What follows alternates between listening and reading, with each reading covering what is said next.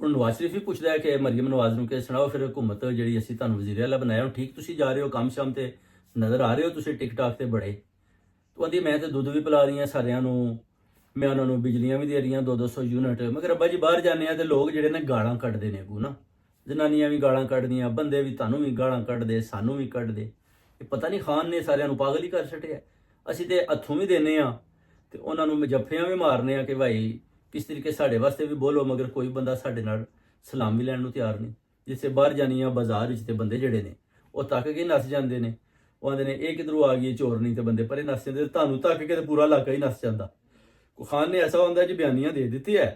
ਤੇ ਤੂੰ ਆਂਦੀ ਹੈ ਕਿ ਅੱਬਾ ਜੀ ਗੱਲ ਇਸ ਤਰ੍ਹਾਂ ਵੇ ਕਿ ਜਿਹੜਾ ਆਸਫ ਜ਼ਰਦਾਰੀ ਉਹ ਵੀ ਕਹਿੰਦਾ ਜੀ ਕਿ ਗਲੀ ਗਲੀ ਮਸ਼ਹੂਰ ਹੈ ਨਵਾਜ਼ ਸ਼ਰੀਫ ਚੋਰ ਹੈ